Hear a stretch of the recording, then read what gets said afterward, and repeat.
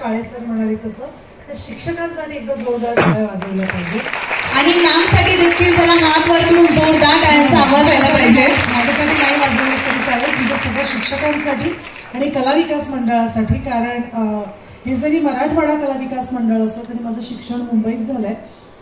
आताची राजर्षी माझी विद्यालय, पूर्वी त्या शाळेचं नाव किंग जॉर्ज होतं, त्या शाळेचं कला विकास मंडळ होतं आणि त्याची मी विद्यार्थिनी आहे. त्यामुळे मला असं वाटतं मी सुद्धा या कला विकास मंडळाचीच एक विद्यार्थिनी आहे. आणि पुढे जाण्याआधी तुमच्यासाठी काहीतरी दोन ओळी. हॅलो, माझं नाव मीनाक्षी बालकमल आणि आज सरांनी ही संधी दिली आणि तुमच्यासाठी खास आम्ही हे तयार केलंय, तर सर्वांनी ऐकायचंय. मॅम, तुम्हाला बघायला प्रेक्षक कावरे बावरे झाले, तुम्हाला बघायला प्रेक्षक कावरे बावरे झाले, एकापेक्षा एकचे अनेक विजेते होऊन गेले. प्रेक्षकांच्या अंतर्मनाला जे नाव भावले, प्रेक्षकांच्या अंतर्मनाला जे नाव भावले ते नाव म्हणजे अभिनेत्री भार्गवी चिरमुले.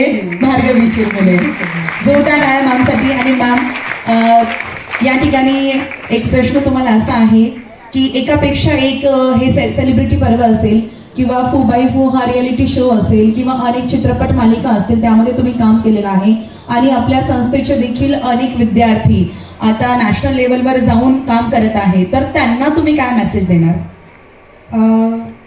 सगळ्यात आधी मला ना थोडंसं विद्यार्थ्यांशी बोलायचं आहे.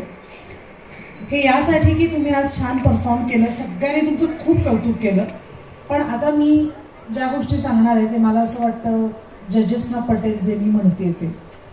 तुम्हाला इतकं सुंदर व्यासपीठ, म्हणजे आपण त्याला कलाकार या अँगलने विचार केला तर आपण त्याला रंगमंच म्हणतो, इतका सुंदर रंगमंच मिळाला आहे, इतकी उत्तम संस्था मिळाली आहे.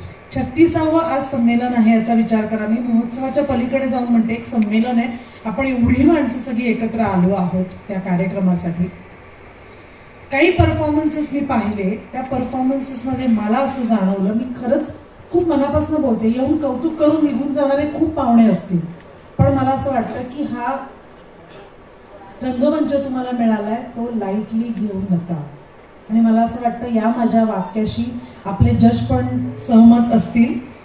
लाईटली घेऊ नका, तुम्हाला हा मंच मिळाला. हा मंच मिळवण्यासाठी 36 वर्ष अनेक कलाकारांनी स्ट्रगल केले. आज तुमच्यामधले काही कलाकार आहेत, सरांनी मगाशी सांगितलं, शिंदे सरांनी, की आज गाडी घोडा नसताना तो माणूस चालत धावत पळत काहीतरी व्हेकल पकडून ट्रान्सपोर्ट पकडून इथपर्यंत आलाय.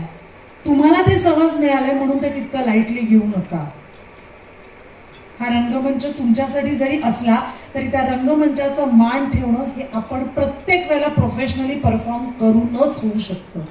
ही स्पर्धा साधी आहे, मी इथे एवढंच परफॉर्म करीन, ही स्पर्धा मोठी आहे, इथे मी जीव तोडीन असं म्हटलं तर तो रंगमंच तुमच्या पाठीशी कधीच उभा राहणार नाही. आणि जेव्हा मोठं करायची काहीतरी वेळ येईल तेव्हा रंगमंच तुम्हाला म्हणेल मला हे मोठं वाटत नाही, आणि मग तेव्हा तुमची फजिती होऊ शकते. आज परफॉर्म करताना काही जण खूप मनापासून करत होते, एकाच ग्रुपमधनं चुका होऊ शकतात, चुका 100% होऊ शकतात. एखादा माणूस पडू शकतो, आज हवी तशी मनापासून कुणी पडू शकत नाही, एखाद्याचं क्लाइंब होऊ शकत नाही, एखाद्याचं लँडिंग होऊ शकत नाही, हे सगळं होऊ शकतं. पण म्हणून मी ते प्रयत्नच करणार नाही, आणि जर मी चुकलो तर समोरच्यांना कळणारच नाही, इतकं लाईटली जजेसना पण घेऊ नका. पायाचा एक थाप चुकली ना किंवा सुराचा एक सूर चुकला तरी तिथे बसलेला जजेसना समजतो, कारण म्हणून ते जज असतात. त्यामुळे काही परफॉर्मन्सेस चुकले. एक मुलगी पडली बिचारी डान्स करता करता, तिच्या पायात गोळा आला असेल किंवा तिला लागलं असेल, ती गेली नेटानी, नंतर पाय दुखत होता तरी आली, तो तिचा प्रामाणिकपणा आम्हाला दिसतो. पण एखादी व्यक्ती जर डान्स करताना मला ठीक आहे ना नाही आलं त्यात काय, हे एक्सप्रेशन आम्हाला तिथे बसून सुद्धा कळतात, कारण त्याच्यासाठीच आम्ही तिथे असतो.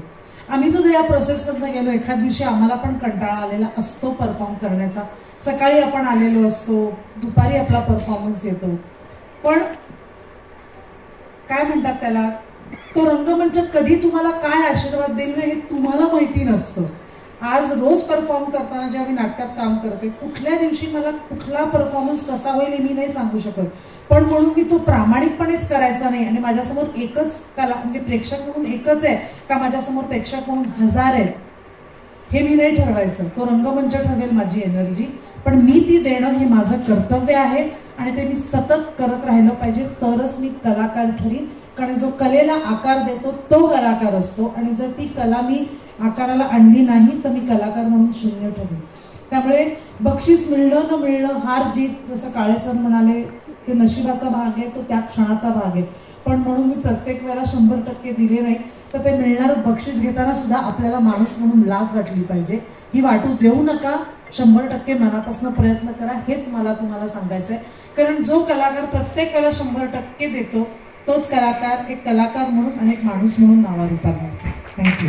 Thank you so much. गरीब घरातला आहे मी, माझ्याकडे अमुक नाही, माझ्याकडे तमुक नाही, आणि तुम्ही तर मुंबईतले आहात, तुमच्याकडे सगळे.